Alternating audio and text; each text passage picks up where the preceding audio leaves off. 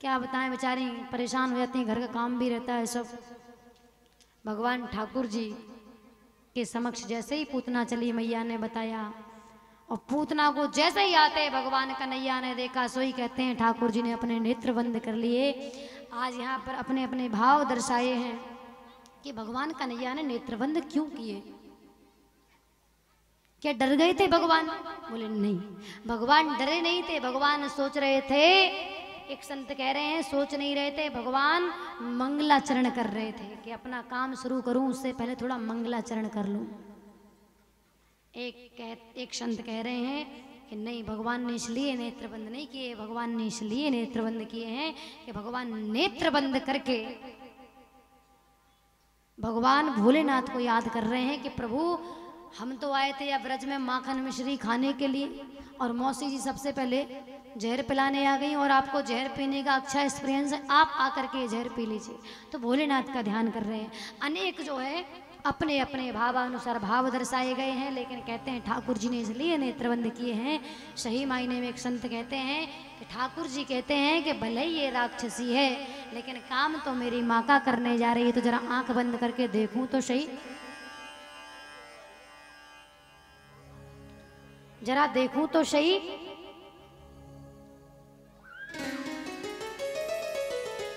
कि कौन सा स्थान खाली है जहां मैं अपनी मौसी जी को भेज सकूं।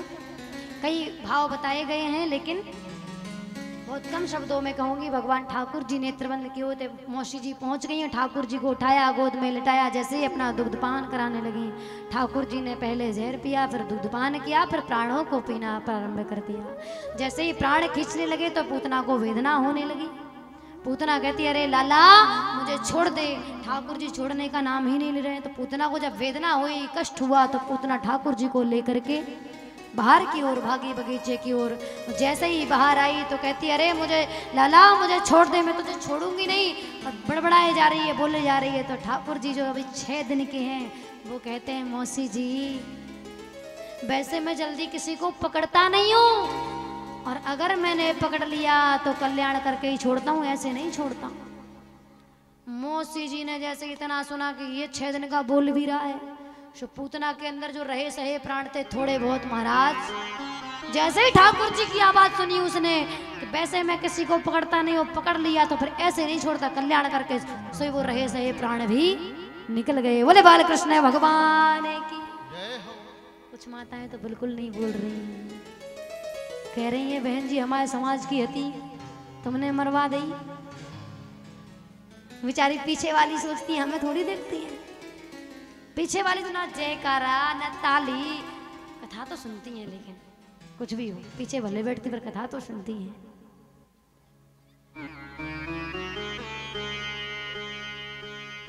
भगवान ने पूतना का वध किया। आगे पूतना का कथा तो बड़ी सुंदर है, पर संक्षिप्त में वर्णन करूंगी। भगवान छाती पर खेल रहे हैं, पूतना के ऊपर से ठाकुर जी को निशानी लगा के उतारा गया। मैया यशोदा घबरा गई ठाकुर जी को पालने में ना पकड़ के। कहते हैं जब पूतना गिरी ना, तो कहते हैं सारी धरती हिल गई। 6 कोस लंबी पूतना। कई लोग तो कहते हैं कि जहां पर पूतना का कान गिरा वहां कानपुर बन गया। भैया कानपुर गोकुल में बड़ी दूरी है।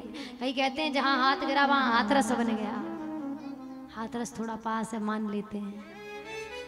कहते हैं 18 किलोमीटर लंबी पूतना, कैसे दाह संस्कार किया जाए परामर्श कर रहे थे। तब कहते हैं, कुछ कहते हैं टुकड़े करके जमीन के अंदर दफना दो। फिर बाबा ने कहा कि हमारे भारतीय संस्कृति की परंपरा के विरुद्ध है। जहाँ भी जो भी यहाँ मरता है उसे दफन किया जाता है, दाह संस्कार किया जाता है, दफनाया नहीं जाता। जैसे इतना कहा, पूतना का जो है दाह संस्कार किया गया। आगे वर्णन आता है। भगवान अब थोड़े और बड़े हुए, जब 6 महीने के हुए तो करवट लिया भगवान ने। आज मैया ने करवट बदलने का बुलावा पूरे गोकुल में सब गोपियों को दिया है। सभी गोपियां बधाइयां लेके आई हैं। तभी कंस का भेजा हुआ सक्तासुर नाम का दैत्य आया भगवान को मारने। जो भगवान ने इसका सामने की तरफ मुंह था, भगवान ने टेढ़ा पीछे की तरफ मुंह करके भगा दिया। भगवान जब 1 वर्ष के हुए तो कंस ने तृणावर्त नाम का दैत्य भेजा। जो भगूड़े के रूप में आया था, भगवान को भगूड़े में लपेट करके आकाश मार्ग की ओर ले गया। भगवान ने उसका गला दबा के उसका वध कर दिया। लोग कहते हैं, आजकल मैं कई लोगों के मुंह से सुनती हूँ, भगवान ने ऐसा किया, अगर हम ऐसा कर ले तो कौन बड़ी बात है। भगवान ने 16,000 ब्याह किए, अगर हम 2-4 कर ले तो कौन बड़ी बात है। भगवान ने गोपियों को छेड़ा, अगर हम छेड़ दें 2-4 को तो क्या बात है। कभी भागवत उठा करके बाल लीला पढ़ के देखना कि भगवान जब 6 दिन के थे ना, तो पूतना जैसी 6 कोस लंबी यानी 18 किलोमीटर लंबी पूतना को मार दिया था। और तुम 6 महीने के लड़के से, 6 महीने के बच्चे से पत्थर, 1 किलो का पत्थर, 2 किलो का पत्थर उठवा के बता दो, तब मान जाऊं मैं कि भगवान की तुलना करना ठीक है।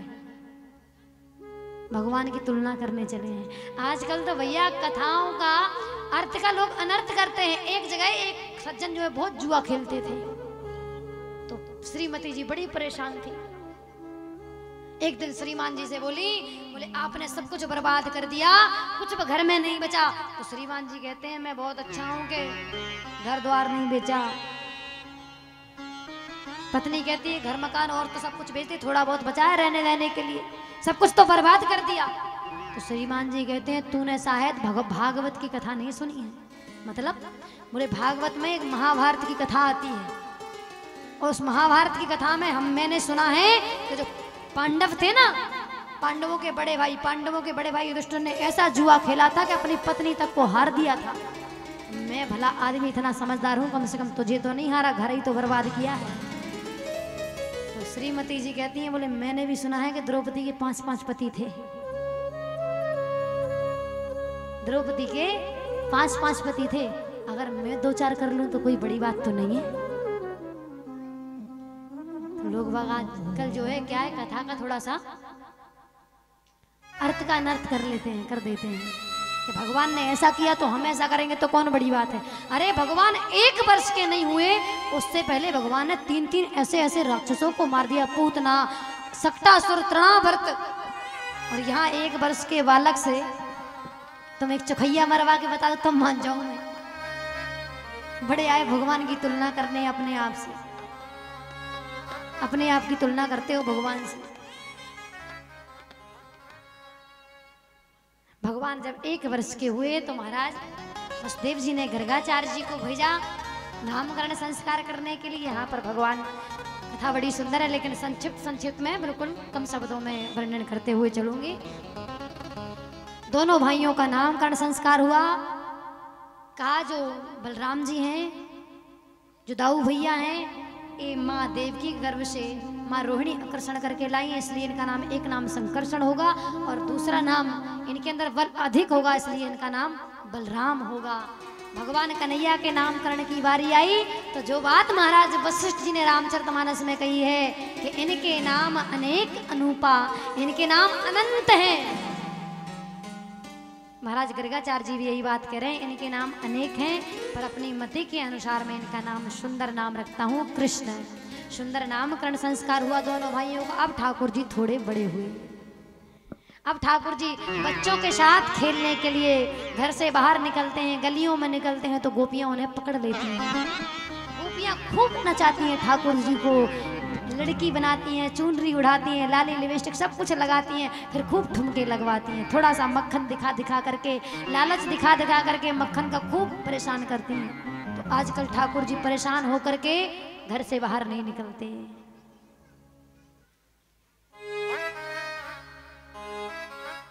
जब परेशान हो गए ठाकुर जी, जब घर से बाहर नहीं निकलते हैं, तो आज गोपियों ने विचार किया कि कैसे निकलें, क्या किया जाए, कैसे हमारे घर घर में आए। तो सभी गोपियां इकट्ठी होकर के मैया यशोदा के द्वार पर पहुंच गई और मैया से कहती अरे ओ मैया नंदरानी। मैया ठाकुर जी को दुग्धपान करा रही थी। मैया कहती जरा लाला उतर तो सही, शायद गोपियां आई हैं बाहर। मैया बाहर आके पूछती है क्या बात है बहन, क्यों चिल्ला रही हो? आज तो कोई व्रत उपवास भी नहीं है, कोई त्योहार भी नहीं है, पर झुंड बना के क्यों आ गई इतनी सबकी सब? तो गोपियां कहती हैं हम व्रत उपवास के बारे में पूछने नहीं आई हैं। तब बोले कुछ शिकायत लेके आई हैं। बोले क्या शिकायत लेके आई हैं? तो एक गोपी कहती है तेरा लाला बहुत बिगड़ गया हो। अभी लाला बिगड़ो नहीं है, पर ये कह रही है बहुत बिगड़ गया हो। क्या कर दियो बहन मेरे लाला ने? बोले मैया घर घर में जाके माखन चोरी लीला करे, माखन चोरी करे।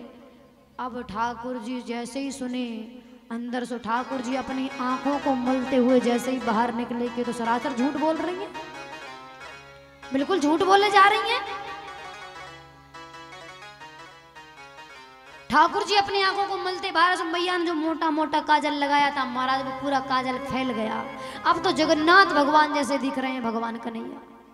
अब तो गोपियां देख करके और मनमुग्ध हो गई। देखो तो कितनी प्यारी छवि है।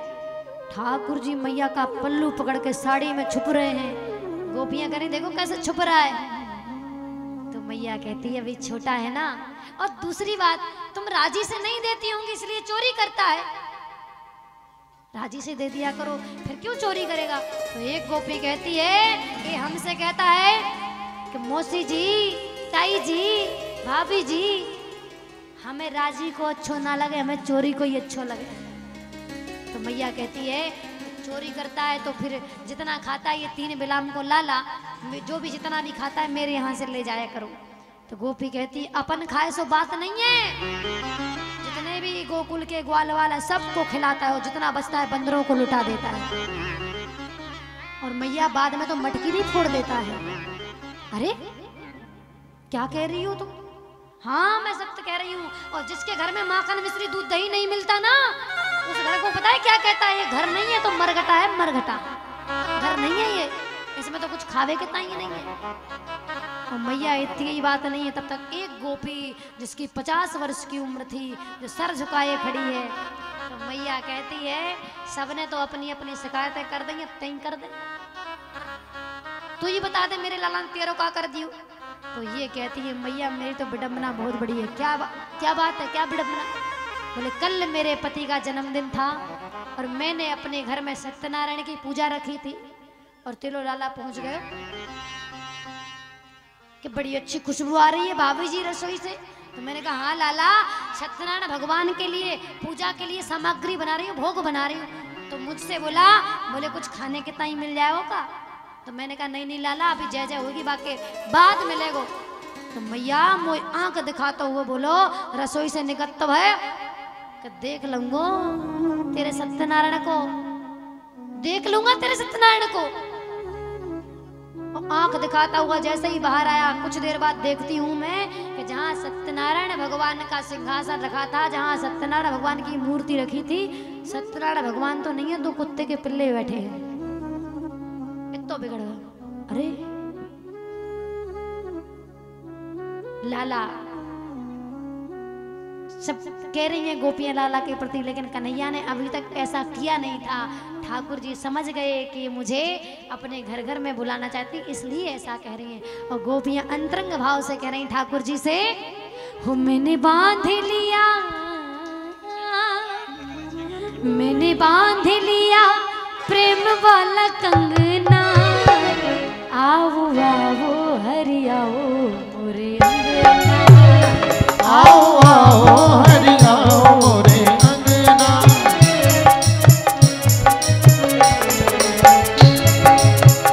मैंने बांध लिया, मैंने बांध लिया, मैंने बांध लिया प्रेम वाला कंगना, आओ आओ हरि आओ मोरे अंगना, आओ आओ हरि आओ मोरे अंगना। ताली से बगल में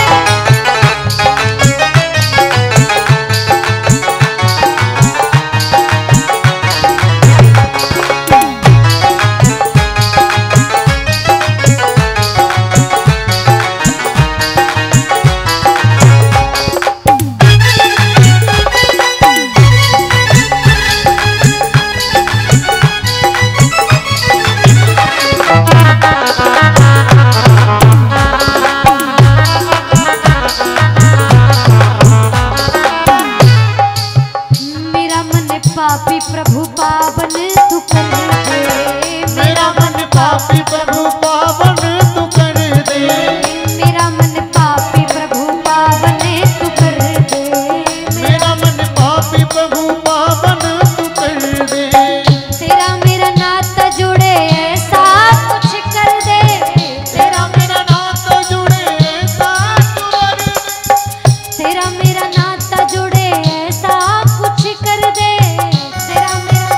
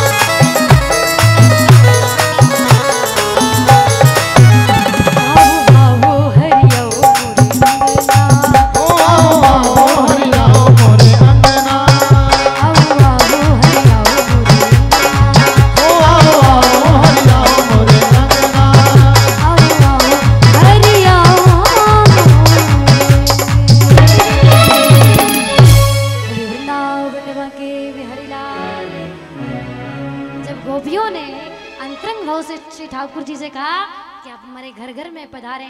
ठाकुर जी ने माखन चोरी लीला माखन चोरी के माध्यम से प्रत्येक गोपी घर घर में जाके प्रत्येक गोपी को दर्शन दिए हैं। अब तो ठाकुर जी ने ऐसे माखन चोरी प्रारंभ की, कहते हैं ऐसे माखन चोरी लीला की कि अब तक तो गोपियां चाहती थी कि प्रत्येक घर घर में ठाकुर जी आए, लेकिन ठाकुर जी महाराज ने तो अब एक अलग ही अपनी पार्टी तैयार की। अकेले नहीं जाते हैं, पूरी पार्टी के साथ जाते हैं, जितना बचता है बंदरों को लुटाते हैं, ग्वाल वालों मटकी फोड़ाते हैं। अब गोपियां प्रतिदिन शिकायत लेके आती हैं। मैया कहती ऐसे नहीं मानूंगी, किसी दिन सबूत के साथ पकड़ के लाओ। ठाकुर जी कहते हैं मैया मैं माखन चोरी नहीं करता, ये सब झूठ बोलती हैं। तो मैया को विश्वास हो जाता है। जब सबूत के साथ मैया ने कहा किसी दिन पकड़ के लाओ तो मानूंगी मेरा लाला चोरी करे। तो आज गोपियों ने जो है बहुत ज्यादा परेशान होकर के एक योजना बनाई कन्हैया को पकड़ने के लिए। कहते हैं ऊंचे से छींके पर मटकी मक्खन की भर के टांग दी और घर के दरवाजे खुले हुए छोड़ दिए। और जिस गोपी घर में ये मटकी टांगी थी उसका नाम था प्रभावती। इतनी चतुर सखी थी, इतनी चतुर गोपी थी, बहुत पढ़ी लिखी बड़ी समझदार थी। और पहुंच गई पनघट पे पानी भरने प्रभावती। कहती आज तो मेरे घर में इतना सुंदर इतना बढ़िया स्वादिष्ट मक्खन निकला है कि पूरा घर खुशबू दे रहा है। पहले घर में जब माताएं बहनें घी बनाती थी तो देखा है कि आस पड़ोस में पता चल जाता था घी इधर घी बन रहा है। अब तो खुशबू नहीं आती, पूरा घर सुगंध से भर जाता था। लेकिन आजकल तो ऐसा कुछ भी नहीं होता। कितना समय, अभी कुछ समय पहले की बात है। आज जब प्रभावती ने ये कहा कि मेरे घर में आज ताजा ताजा मक्खन निकला है, तो प्रभावती का देवर वहीं खड़ा था, वो सुन रहा था, जो ठाकुर जी का परम मित्र था, ठाकुर जी का सिकोटी था। वो समझ गई अभी ये जाके कहेगा, अभी ये आएगा, भागा भागा। और कन्हैया ने जैसे ही सुना कि आज प्रभावती घर में ताजा मक्खन निकला है, तो ठाकुर जी ने देरी नहीं की, बोले चलो फिर। और जैसे ही प्रभावती के घर में आए तो क्या देखते हैं कि छींके पर मटकी तो टंगी है, पर मटकी छींके से एक घंटी बांध रखी है प्रभावती ने। क्यों? बोले छींका पकड़ेगा तो पकड़ते ही साथ घंटी बजेगी, घंटी बजेगी तो मैं समझ जाऊंगी, पकड़ लूंगी। ठाकुर जी जैसे ही आए, ठाकुर जी ने देखा कि अच्छा ये कलाकारी है, इसलिए कह रही थी ऐसा। ठाकुर जी ने कहा देख लेंगे। ठाकुर जी ने सोचा माखन निकाले मटकी से, इससे पहले प्रबंध कर लेते हैं। घंटी से कहा सुन सुन घंटी। घंटी कहती हाँ प्रभु कहिए। बोले जब तक मैं माखन चुराऊं तब तक बजना मत। घंटी ने कहा प्रभु नहीं बजूंगी। ठाकुर जी ने सोचा देख हिला डुला के देखूं बजती है कि नहीं। घंटी खूब बजाया लेकिन घंटी नहीं बजी। ठाकुर जी ने कहा काम बन गया। अब छींका बहुत ऊंचे है तो एक के ऊपर एक खड़े हुए हैं, और जैसे ही एक के ऊपर एक खड़े हुए, ठाकुर जी ने जैसे ही मक्खन मटकी से निकाला, सबसे पहले ग्वाल वालों को खिलाया, फिर बंदरों को आवाज दी, बंदरों को खिलाया। और जैसे ही बंदरों को खिलाया और जैसे ही देखा कि अब सबका पेट भर चुका है, सब खा चुके हैं, और जैसे ही ठाकुर जी ने भोग लगाया सो ही घंटी बजी टन टन टन। और घंटी जैसे ही बजी सो ही प्रभावती ने पीछे से हमला। सो महाराज जिसको जहां से रास्ता मिला वो वहीं से भाग गया, कोई खिड़की से, कोई दरवाजे से, जिसको जहां से रास्ता मिला सब निकल के भाग गए। अब ठाकुर जी मटकी को पकड़ के लटके हैं, क्योंकि लगी थी ना लंबी लाइन, एक के ऊपर एक खड़े थे, सब निकल के भाग गए, केवल ठाकुर जी टंगे रह गए बस मटकी के ऊपर। प्रभावती कहती आज देखती हूँ तेरी मैया को। तेरी मैया रोज कहती थी ना किसी दिन सबूत के साथ पकड़ के लाओ तब मानूंगी। बोले आज मैं तुझे सबूत के साथ पकड़ के ले जाऊंगी, चल मैया के पास। और प्रभावती खूब खरी खोटी सुना रही है कन्हैया को। तो ठाकुर जी ने बुरा सा मुंह बनाया, रोनी सी शकल बनाई, प्रभावती से कहते हैं अरे पहले मुझे छींके से नीचे तो उतार ले, कहीं छींके से मेरे हाथ छूट गए तो मेरी तो गोविंदाई हो जाएगी नीचे आते आते। उतार तो ले पहले नीचे तब ले चलना। तो प्रभावती को दया आ गई तो प्रभावती ने नीचे उतार लिया। जैसे ही खींच के ले चल मैया के पास, तो ठाकुर जी कहते हैं पहले पूरी बात तो सुन ले तब ले चलना। क्या क्या सुनाना है, क्या सुनाना चाहता है? ठाकुर जी कहते हैं मैं तेरा माखन चुराने, जैसा तू समझ रही है वैसा बिल्कुल नहीं था, मैं तेरा माखन चुराने नहीं आया था। तब क्या करने आया? बोले तेरे माखन में चींटियां घुस रही थी, उनको निकालने आया था। अच्छा तो मुंह से चींटियां निकाल रहा था तू? ठाकुर जी को लगा कुछ गड़बड़ हो गई है। हाँ हाँ मैं समझ रहा हूँ तेरी बात, तू मुंह से जो मक्खन लगाए उसके लिए कह रही होगी। अरे तुझे पता नहीं है, जब मैं चीटियां निकाल रहा था ना तो एक चीटी मेरी उंगली पे चढ़ के सीधे हाथ पे चढ़ गई और मेरे मुंह पर आ गई। और जैसे ही मुंह पर आई तो मैं उसे भगाने के लिए अपना हाथ मुंह पर लगाया, सही वो मक्खन मुंह से लग गया। मैंने खाया नहीं है, चुराया नहीं है तेरा मक्खन।